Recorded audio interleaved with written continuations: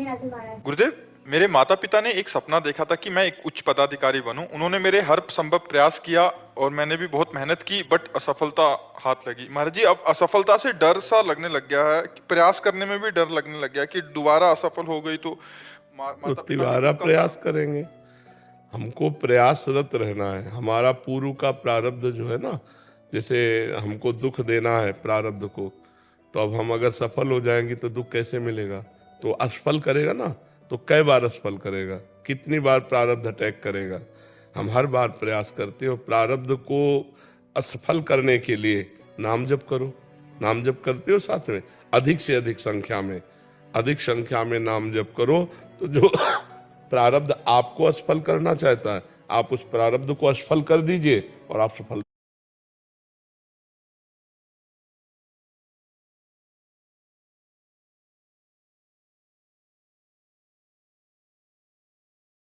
हम भगवान के मंगलमय स्तोत्रों का, जैसे भारी से भारी संकट हो और गजेंद्र मोक्ष का पाठ करें रोज, तो भारी से भारी संकट निवृत्ति हो जाएगी।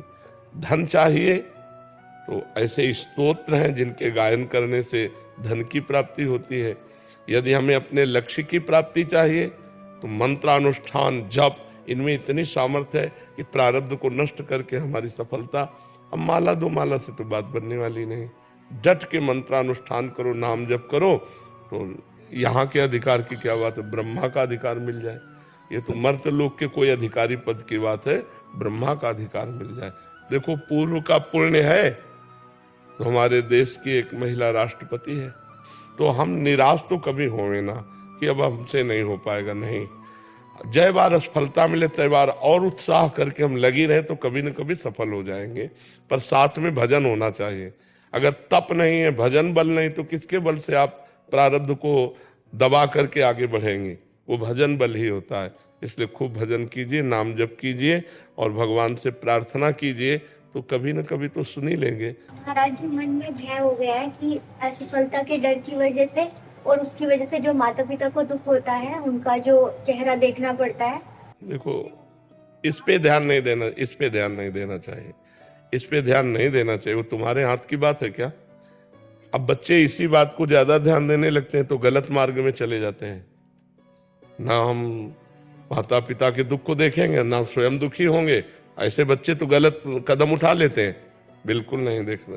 माता पिता दुखी हैं तो मैं क्या करूं? तुम्हारा प्रारब्ध भोग है। मैं तो प्रयासरत हूं। तुम्हारे प्रारब्ध में नहीं लिखा है हमसे सुख भोगना, तो कैसे करें? नहीं, हम पदाधिकारी बन जाए, आपको सुखी देखें, तो तुम्हारा भी प्रारब्ध है। तो इसलिए नाम जप करो, विवेक पूर्ण रहो, निराश मत हो और किसी के ज्यादा उदास होने पर चिंतन मत करो, क्योंकि वो अपने स्वार्थ से आपकी तरफ देख रहे हैं ना, कोई परमार्थ की तरफ थोड़ी देख रहे हैं।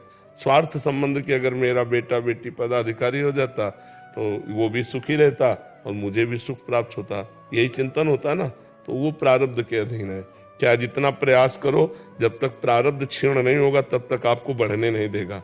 कई लोग ऐसे होते ज्यादा प्रयास नहीं करते, उन्नति को प्राप्त हो जाते हैं, उनका प्रारब्ध उनको सपोर्ट कर रहा है। कई लोग ऐसे बहुत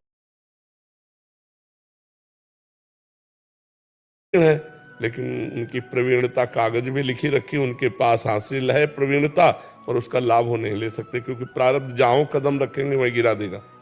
प्रारब्ध पूर्व का पाप कर्म हमारा होता है ना, तो हम इतना भजन करें कि पूर्व के प्रारब्ध कर्म को हम विध्वंस कर दें, तब तो हम आगे बढ़ सकते हैं। नहीं तो बार बार हमें निराशा, और इतनी निराशा हो जाएगी कि फिर जैसे बच्चे फेल हो जाते हैं, उनको लगता है मम्मी पापा डांटेंगे और मित्र लोग उपहास करेंगे, तो इससे अच्छा ऐसा तो कर लो।